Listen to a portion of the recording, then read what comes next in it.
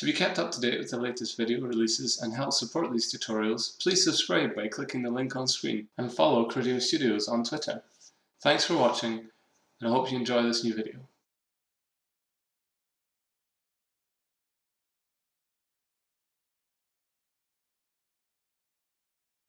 The gun that you see on the screen now is a new Asiimov I created. The reason why I created this gun is it was a thank you really to all the community. Ever since I started creating skins, the community has been amazing, supporting me the whole time, and I'm lucky enough to get a lot of requests about different skins that I should make. The Asiimov series themselves gets a lot of requests of different weapons that people would like to see skins made for. Probably the most requested skin by the community has been for the M4A1-S. Also, I'm lucky enough to get a lot of requests from people asking me how I create my weapon skins. So I thought what would be good to do is create a skin which both is something that the community requested and also something which could help show some of the processes I use when creating these weapon skins. Now, I just want to say the processes that I'll show in this video, these are the processes I used when I was designing the Asiimov series. But since then, I've developed some newer processes which are slightly different to these. I've started using Illustrator and a few other different programs that I wasn't using when I created these guns. But the principles are very similar, and to be honest, once you understand how to use one program, it's pretty easy to transfer it across to another. The last thing I wanted to say was it can take a long time to create a weapon skin, and often the processes used are repeated regularly throughout the whole process. So for this video, rather than talking through the whole design process, I'm going to create a short section at the start which will show highlights of the features I use to create weapon finishes. It will cover some of the basic design principles I tried to follow and show some of the techniques and tools I use in Photoshop when trying to create a new weapon skin. Then I'm going to have a longer section that follows, which is a sped up version of the full design process that I went through when creating the gun that you see on screen now. As this is a reasonably basic process, some of the features covered might be too basic. If you are finding that, try looking at the chapters in the description below, as it will allow you to skip to different sections in the video that you might find more interesting. Okay, thanks for watching. I hope you enjoy the video.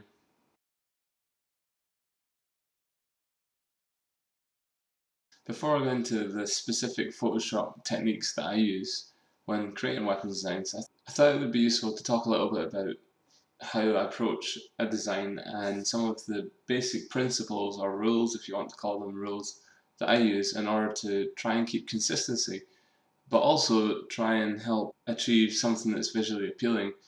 As you can see, what I have on the screen is the MP7 design that I did for Faceit. Now, obviously this video is mainly going to be focused on the Asiimov series, but for the purpose of this section I'm going to cover a few different designs. So for example, with this design, when I started, obviously, as I said in a previous video that was talking about processes that you can use to help conquer creative block. Whereas on this I'm going to talk in particular about how the design relates to the actual weapon itself. Now what I mean by that is I've got a layer here which when I turn on, it has a line. Now as you can see, this line is taken from probably one of the key elements of the weapon, this diagonal that runs through the center of the weapon. Now if you look through this design you might not realize it instantly, but when I start moving this line around it'll become kind of obvious that a lot of the elements that make up this design are derived from some of the key directions of the actual base of the weapon. Not my design, but the base weapon design follows through into the design. I think that helps really merge the two elements. Otherwise, sometimes designs can look quite withdrawn from the actual weapon itself. I'm not saying that this is the only way you can design, because it's definitely not, and I've done designs that don't follow the weapon at all. But I find that if you're struggling, or if you feel that your design doesn't look right on a weapon, then introducing some elements of this can help it sit better. I'll show you something else that you can do. So if you mirror this line, which is mirror it horizontally, you'll start to notice that there's a lot of elements which adhere to the principle of, even the logo, adhere to the principle of, following something that's key about the actual weapon itself. So I'll show this in another example which is a bit different, but it's the same principle.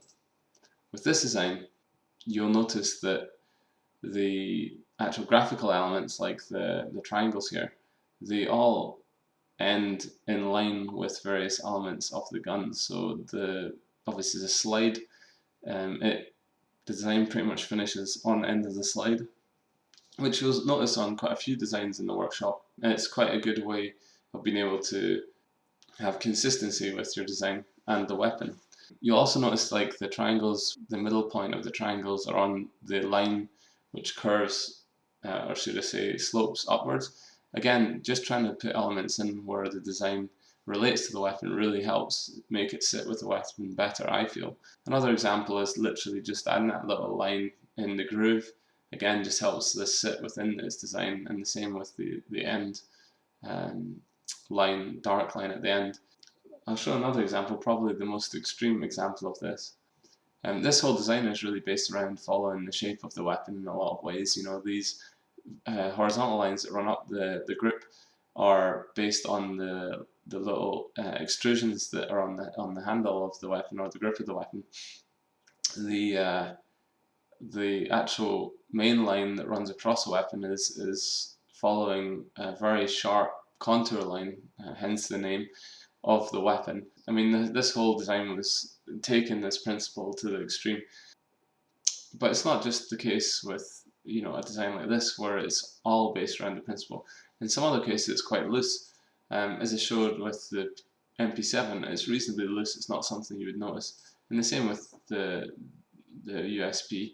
But another example, even in the Asiimov series itself, was with the Tech 9, and if you look at some of the other designs, you'll notice that I'll show another example in a second.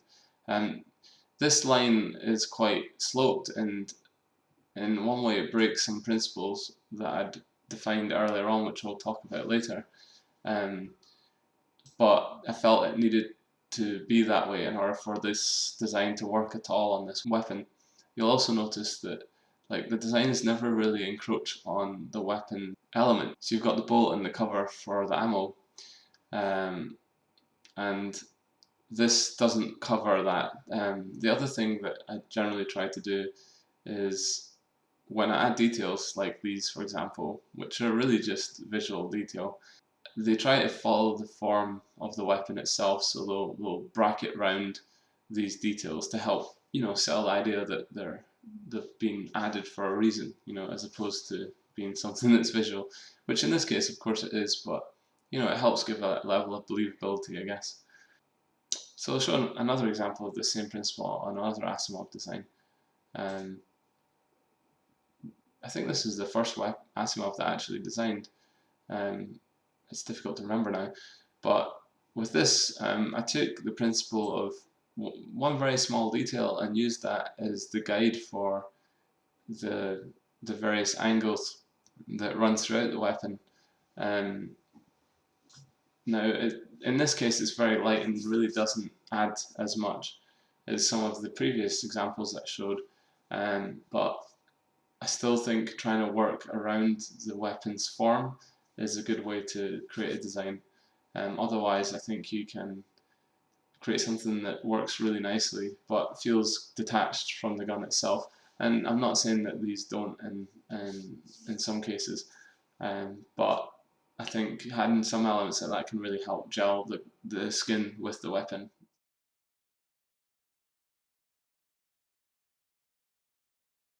Before I get into the very specific Photoshop techniques I use when creating weapon designs, I wanted to quickly run through some of the design elements of the Asiimovs that have to be consistent through all designs. I think it's important when you're designing a collection that there is a consistency between one design to another. Obviously that's kind of the principle of a collection.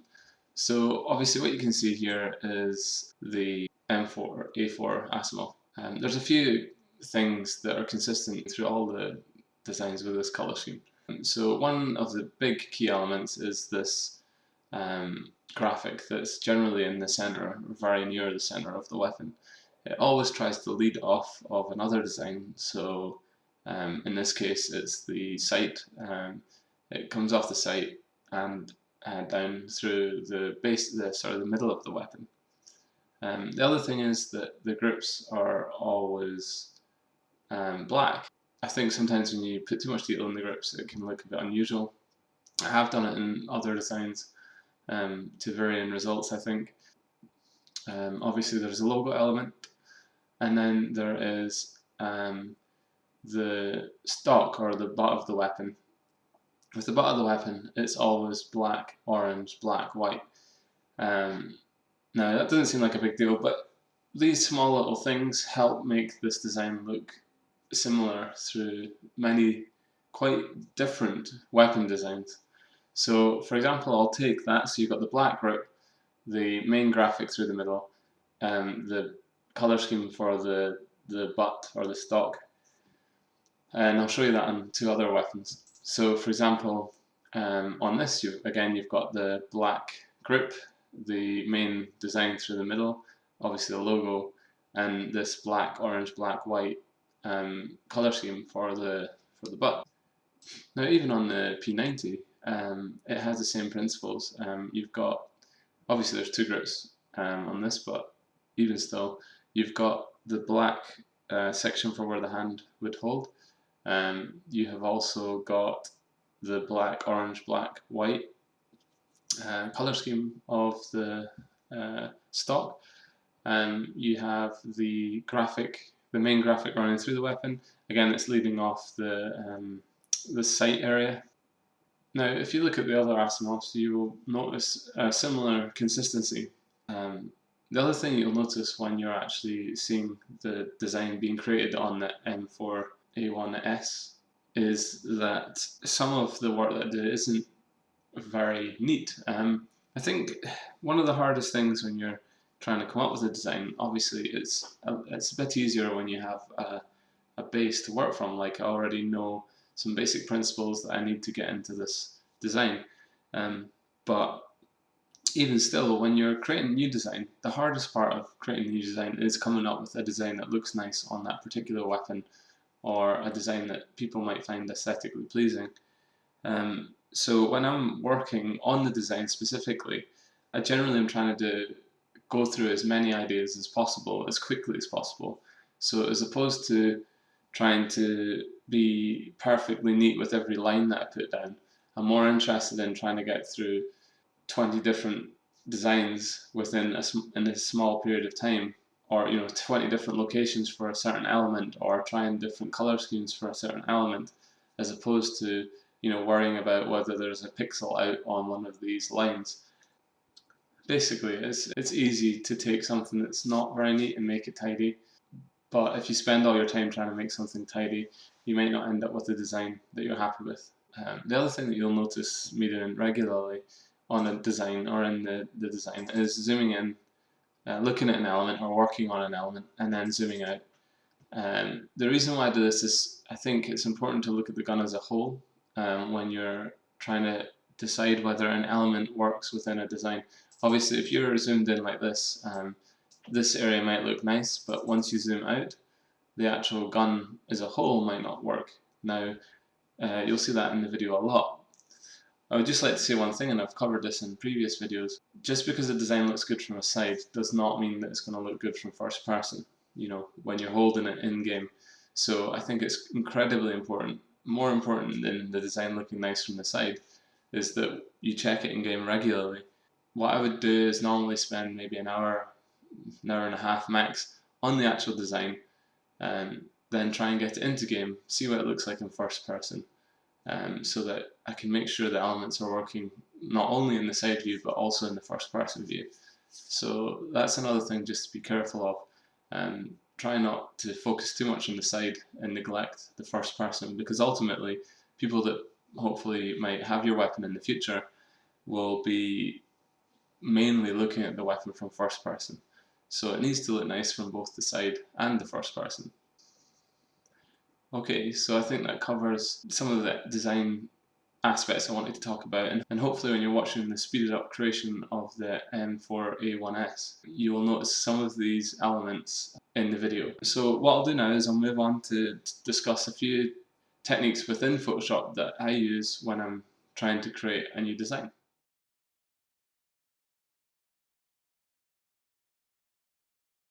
So I've opened Photoshop, and what you see on screen now is the typical template I would start with before creating any new weapon design. Once I've opened my template, the first thing that I would normally do is set up a series of layers. Now, the template itself would contain a group with the lighting layer and a background layer. And then I add a series of layers that are what I'm going to work on. Now, for the Asiimov designs, it's basically made up of three colours, which is a base, white, orange, and a black. So what I'd normally do is set up each layer with a colour overlay that allows me to paint on the layer without needing to worry about what colour I'm painting. Now, I'll show you exactly what I mean by that. So, for example, if I look at the orange layer and I turn the colour overlay off, when you do that by clicking the little eye icon, and then I paint down a design. Now you can see it's the wrong colour, but I can do the same with, let's say, a green. Doesn't make any difference. Now the benefits of using a colour overlay is that it doesn't really matter what colour you paint with or what tools you use. It applies a blanket flat colour over the whole thing. So as you can see here, even though there was multiple colours, it's now just orange. Now it works the same for the black, which if I turn it off it is green, but the colour overlay makes it black. And the same for the base layer, which is a white, obviously. Now, the key thing to understand with this works well for designs that have flat colors, but obviously isn't going to work for anything with shading or variation in color.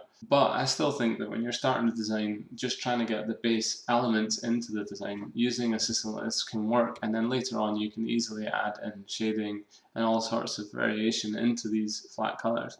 To just show you a few elements about these, the first thing is the base layer. So the base layer is what, if you're creating a real gun in real life and you're spraying the gun with a base paint, this would be the base paint. It would be the main color of the weapon, which is the white. However, when you actually look at the color, it's not white, it's an off-white. The reason for this is that in video games, anything pure white, like this 255, 255, 255, can't really be brightened.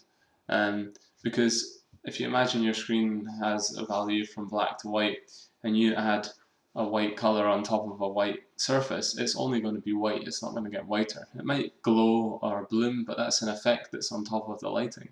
So generally when you're doing a white in a video game, you probably want it to be nearer the sort of 225, 224 region. Then depending on the type of white you're doing, you might want to add a tint in it. So you might want a slightly warmer color, or you might want a slightly colder color, which is the case with this weapon. So it's just something to bear in mind. Then you've obviously got the orange, which you can see here, and the black. Now, the way you set up a layer like this is incredibly simple. You just click the new layer button, give it a name, so let's say we're going to have a blue color. Click blue, you can call it whatever you want, and then you add a color overlay. Now, the color overlay can be any color and it can be changed later, which is also very nice. So when you've done your design and maybe you're not 100% happy with the colors, you can tweak the colors later on. So once we've got the blue in, then we can paint blue. Now obviously if I turn it off, it's going to be a different color, but it doesn't matter because I have that color overlay. Then later on, if I decide that I'm not keen on the blue, I can come in and I can change it to be purple or whatever color I wish. Obviously I don't need that layer for this particular weapon style because I know the colors that I'm going to use. I'm just going to switch my palette back to simple black and white because I think that's quite a nice way to work. Now, moving on to actual techniques within Photoshop, I'm going to cover two different techniques for creating weapon skins. Now, there's many different ways to do it. One of the most obvious ways would be to use the brush tool, a particular brush type that you like, and then just paint your design. So, your standard hand-drawn design that you see many times on the workshop. I've done this sort of thing for stickers, but generally a lot of my weapon designs have been a bit more geometric. So using a hand-drawn technique isn't necessarily the most productive way for creating geometric designs. It's not to say that you can't sketch out your idea with the brush and then go in and make it more interesting. Then go in after and like tidy up all your lines. That's of course fine, but that's a really simple process. I'm not going to cover that. So the two main techniques I'm going to cover is the selection process using selections to create a design, which is really these functions here, or using paths or shapes, which is mainly these functions here. Now, there's advantages and disadvantages to using shapes over selections and vice versa. But to begin with, I'll just start talking about selections. So the first technique I'm going to show is related to selections. Now, there's a few tools that allow you to create selections in Photoshop. And the one that I'm going to focus on mainly is the polygonal selection tool. But before I do that, I'll quickly show you how both the rectangular and elliptical tool works. So if you select the rectangular tool, for example, when you left click and drag, it creates a rectangle of any shape and dimensions you wish. If you hold the Alt key, it creates the rectangle based on a center point. The other thing that you can do is hold Shift, which locks your selection into a rectangular shape. Now that's really useful for trying to create very specific square-based designs. If you hold Alt and Shift, it creates a perfect square from a center point. Now that is the basics of the geometric selection tools. Now that's exactly the same for the elliptical tool, I won't show you that. But the tool that I use most often is the polygonal lasso tool. Now the reason for using this tool is it allows for the creation of reasonably complicated geometric shapes. So the way this tool works is if you click anywhere where you want to start your design, then if you hold the Shift key, it locks the direction to 45-degree angles, which is quite useful for the design that we were doing just now. So I'll use this tool just now quickly and create a really rough version of this main graphic. So I'm holding Shift, I'm continuing to hold Shift all the way along here, then I'll let go Shift because I want this angle to be off 45 degrees. Then I'll hold Shift again because I want this bit to be straight. And then again Shift because I want it to be 45 degrees. Then if I get near the starting point, it will show me a little circle underneath the lasso tool. And what this means is it's going to close the shape, in other words, close your selection. Now, what I'd normally do once I have my selection is, say for example, like I have here, this line up here is not particularly straight. You could just leave that, and if generally when I'm working, I probably would leave that and fix it later. But as an example of how you go about using the selection tools to tidy up and create reasonably solid designs, I'm going to show how I would tidy some of this stuff up. So I would come back up to here and select the rectangle tool. Now any selection tool you have, if you hold the Alt key before you click, you'll notice that on the cursor you end up with a little minus. Now what that means is it's going to subtract whatever you do from the selection that's on the screen already. This will only work if you have a selection on the screen currently.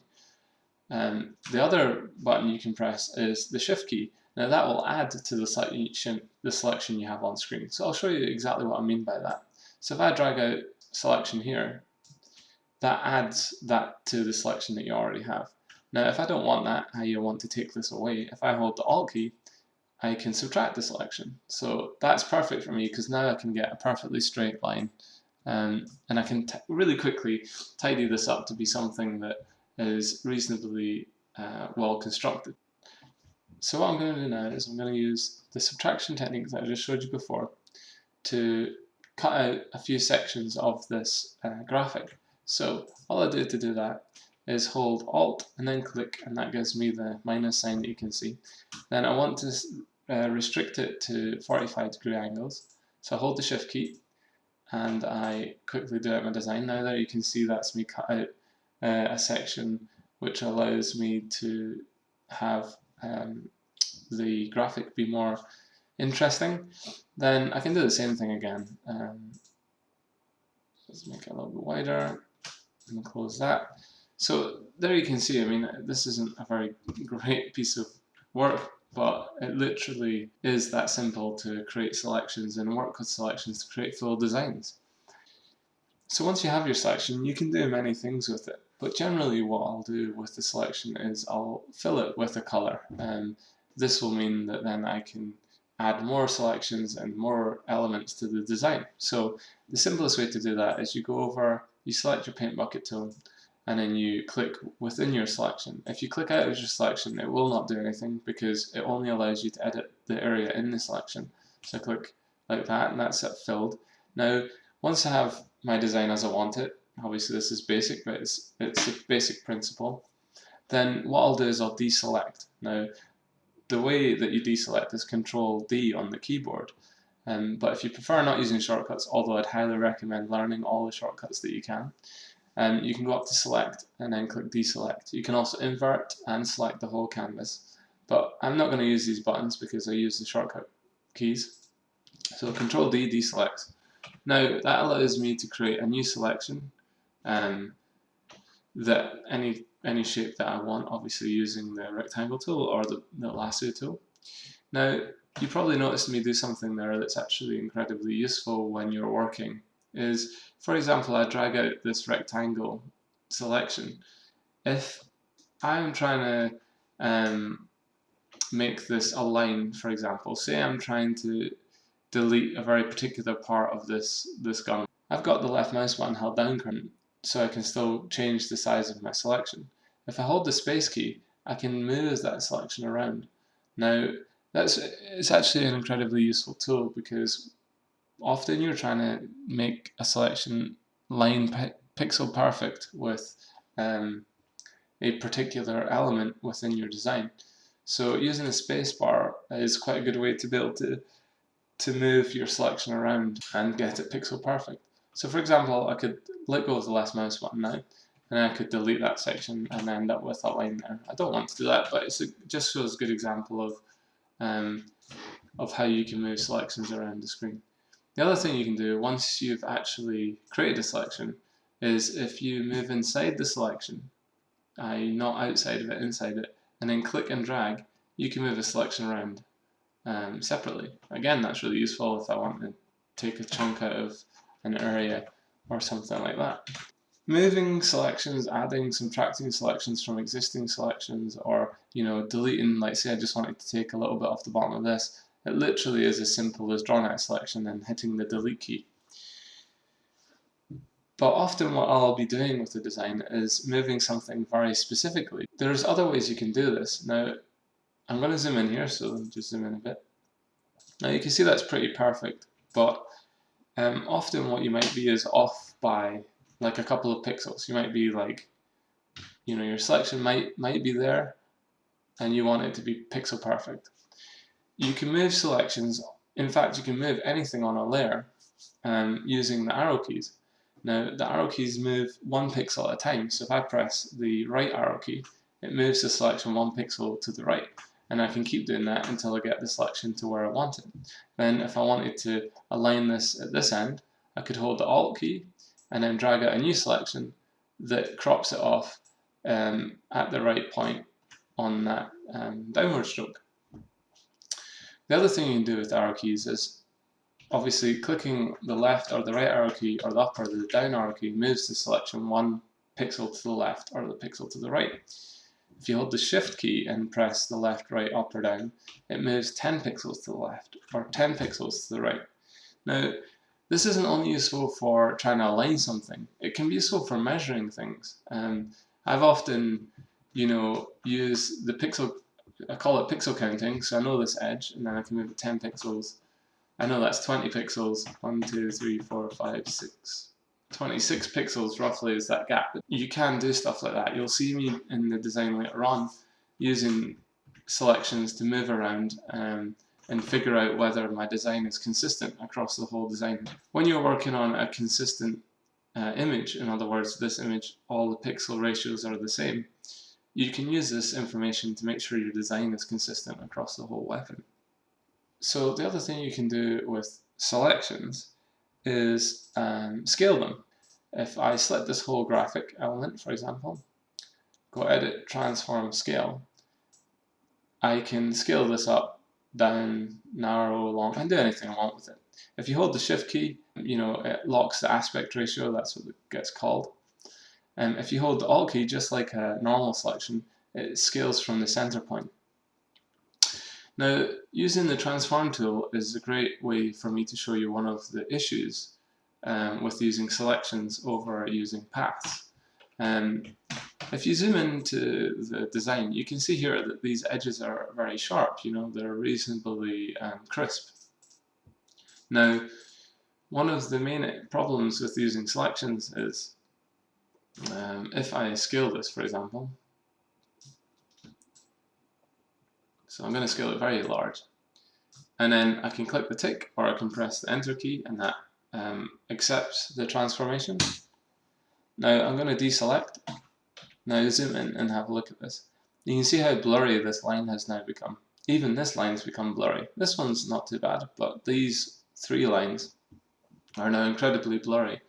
Now the main reason this has happened is because when you scale up a selection, all you're doing is taking the pixels that were there and scaling them up. So in order to create a smooth line, the Photoshop has to smooth the various edges.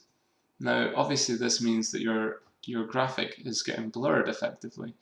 Now this isn't necessarily a major problem because normally you would not be scaling something up this much on a design like this. But if you're not sure what you're designing from the start, sometimes you might decide to scale an element, and using selections to do this isn't necessarily the best way to work, because selections don't really allow for things to be massively scaled. I'm going to undo that. I'm going to show you the opposite, where I scale the design down. And I'm going to deselect that and zoom in. Now you'll notice that it's perfect. There's not really there's a slight issue there, but there's not really much issues with the edges. The edges are still very crisp. So all I'm trying to point out really is that with using selections as a way to design, it's not really feasible to be massively scaling elements of a design if you've used selections to create it. I think that's about it to cover the very basics of creating designs using selections. And when you watch the video later of me creating the Asiimov design, you'll see me use these techniques regularly throughout the whole video. Paths are incredibly similar to selections. They work very slightly differently, and they have some advantages over selections, but really they are really easy to use, just like selections. So in order to create a path, you have the similar options to the rectangle and the lasso tool. So if you use the rectangle, it works very like the rectangular lasso, and if you use the pen tool, it works very like the polygonal lasso. So we're going to work with the pen tool because the rectangular is just exactly like the rectangular selection. So just like the selection, the first thing you need to do is click the left mouse button to start your path. The next thing that you want to do is hold the shift key, and that will lock your path to the 45-degree angles.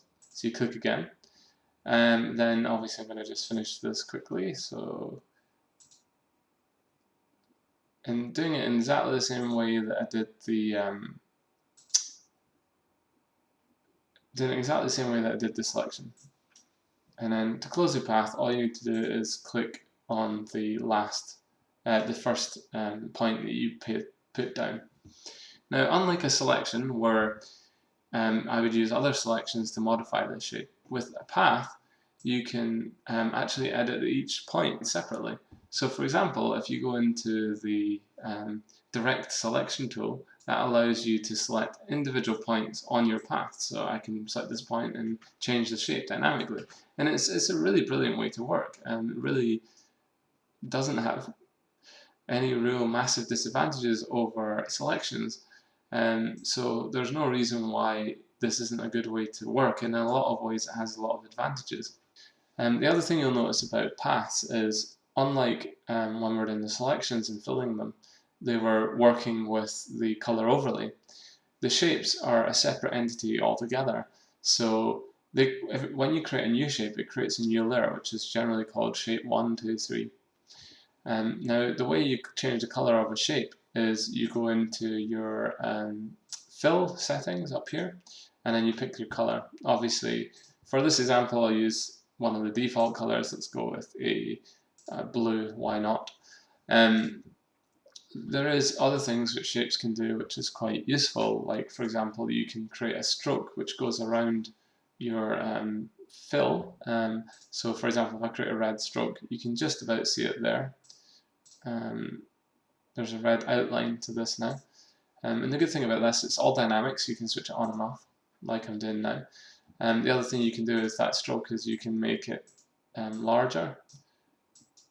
So that's way too big, but you get the idea. You can change the thickness of the stroke. You can have patterns and gradients. All of this is doable on a selection. It's just done in a different process. Now, all you need to do in order to do what we did with the selection, where we subtracted these small sections out of the existing selection, we can do that also with a path. Now, all you need to do that is select your path tool, select subtract front shape, which basically means when you add a shape on top of another shape, they get layered. So the first shape will be at the back, then the next shape will be in front of that shape, and then in front of that shape, and so on. So subtracting front shape just means when you draw a new shape, it will take it away from the shape behind. Now I'll show you exactly how that works. So click subtract from front shape. Then, like I did with the selection, you click down a point, hold the shift key to create a 45-degree angle, drag it out, and then close the selection. Now you can see exactly what that's done. It's basically created a path which subtracts from the other path. Now the nice thing about the path is that you can obviously move that selection around, so you can modify its shape after it's been created. So really there is a lot of advantages to working with paths. You'll notice that I'm switching between path selection tool and direct selection tool. The difference between these two tools is a path selection tool selects the complete path, so every single point that's on that path, or if I click this one, every single point that's on this path.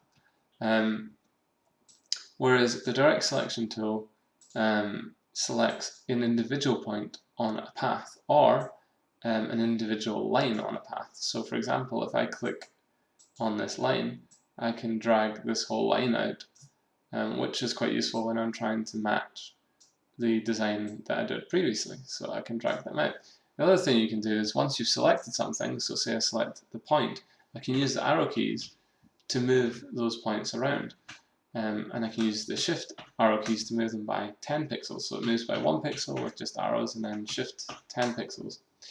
Again, this can work for complete paths or individual components of a path. Now that in itself is an incredibly useful tool, because you can very accurately move elements around your design. So again, once I'm happy with that, I can select it. Now, as I said before with the selections, one of the big negatives about a selection is when you scale it up, it does not retain sharp edges. So if we zoom in at the moment, we've got a nice sharp edge here. If I turn this layer off, we've got a nice sharp edge on this side also. Now again, one of the major advantages about paths is that if you scale a path, so let's transform scale a path. Let's go with that, and then we can confirm that, and we can zoom in. You'll see that this edge is still retained its sharpness. If we did the same thing with the selection, and then accept that, you'll be able to see the two differences. One line is a lot blurrier than the other. You know, it's about 3 or 4 pixels thick, whereas this line is maybe 1 or 2 pixels thick. So you can even see it from a distance. There's a definite blurry element to that, whereas this looks nice and sharp. I mean, that really is the big disadvantage between using selections. So I hope that gives you a rough idea of some of the basic techniques that you can use between a selection and a path. As I said before, it is really quite straightforward and quite simple. There isn't really anything complicated about it. It really is just a case of creating a bunch of shapes that you can then build up your design with. Once you have your path or your selection you've created, it's reasonably easy to go in there and add effects to each element individually. So for example, if I wanted to add things like a drop shadow or a glow or any of these features that are available inside this layer style. So that's really easy to do, and it works on both shapes or paths, so I can do the same thing with a shape. If I don't want that, I can just select the element and drag it into the bin. Some other things that you'll regularly, or I regularly use when working with design is, for example, like if I wanted to add let's turn that off and go to selection. So I'm going to use selection again. If I wanted to add a line that matches this line, there's a very simple way to do this with selections and with paths.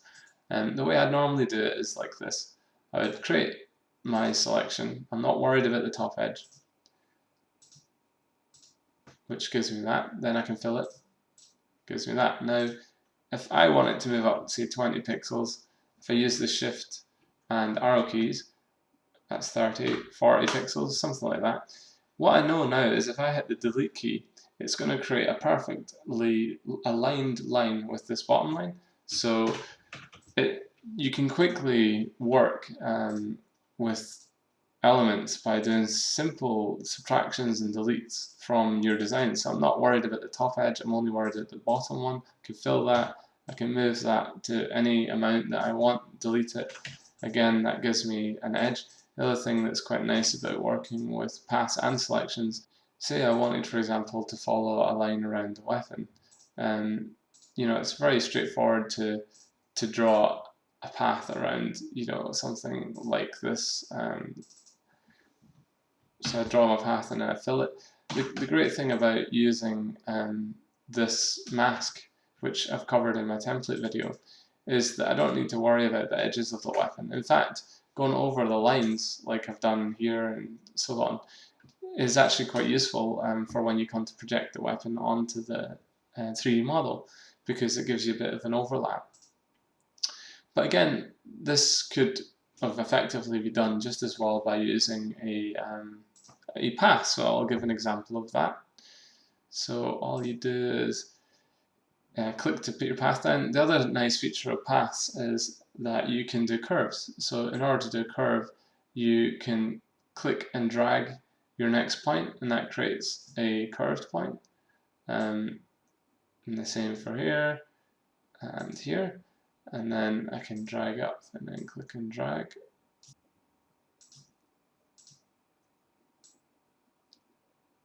You know, it doesn't need to be perfect by any means. If I hold shift, I can draw a straight line out from there. Hold shift and draw a straight line down. And then I can close my path by doing that.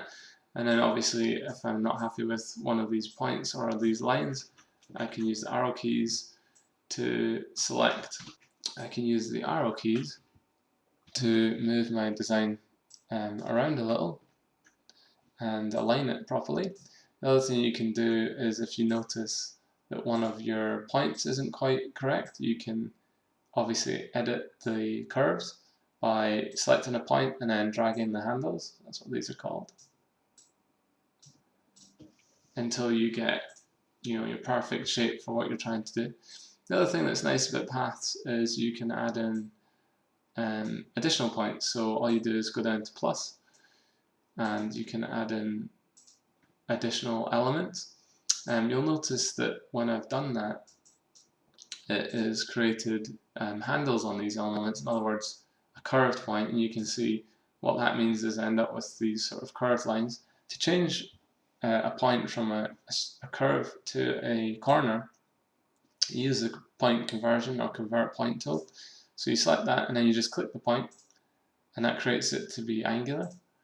Now I don't really want this point anymore, so what I can do is go into the minus and I can delete that point, and that means now that I have obviously removed that point altogether. And then it literally is that simple. You can create designs using elements like this. Now if you find yourself using paths a lot, I would highly recommend looking into Illustrator. I mean, Photoshop's path tools are good, but Illustrators are incredibly powerful. a lot more powerful than Photoshop's. So what I'm going to do now is just like what I did before, where I subtract a section from the path that I have. So first of all I'm going to do is I'm going to select the rectangular tool.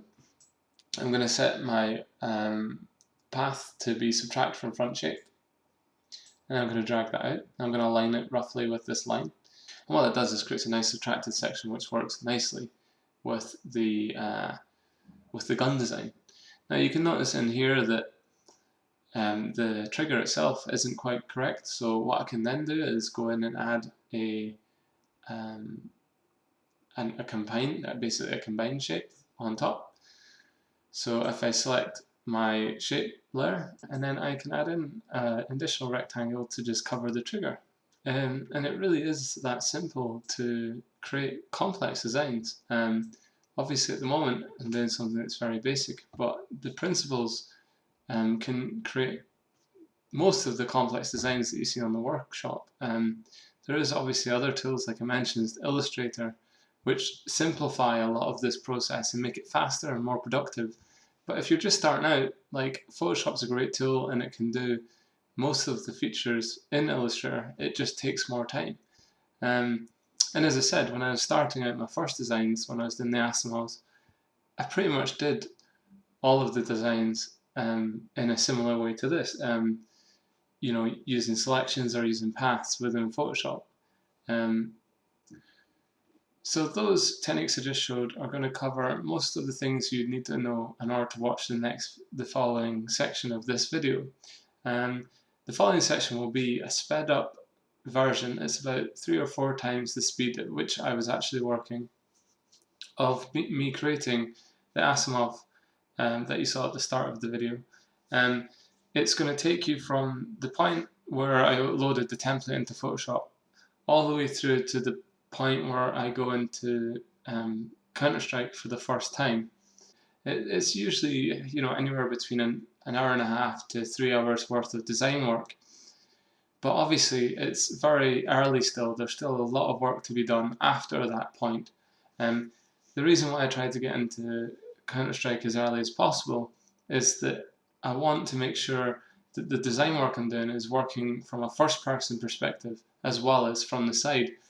So really getting your design into Counter-Strike as early as possible, even before the design's completed, is a good idea. And then you can go back into Photoshop, make changes, and then start adding in more detail. So this video is going to show from when I loaded the template up until the point when I was ready to take it into Counter-Strike for the first time. If you see anything in the next section which is going too quickly or I haven't covered in this section, please feel free to leave a comment below and I'll try to reply with an answer as soon as I can.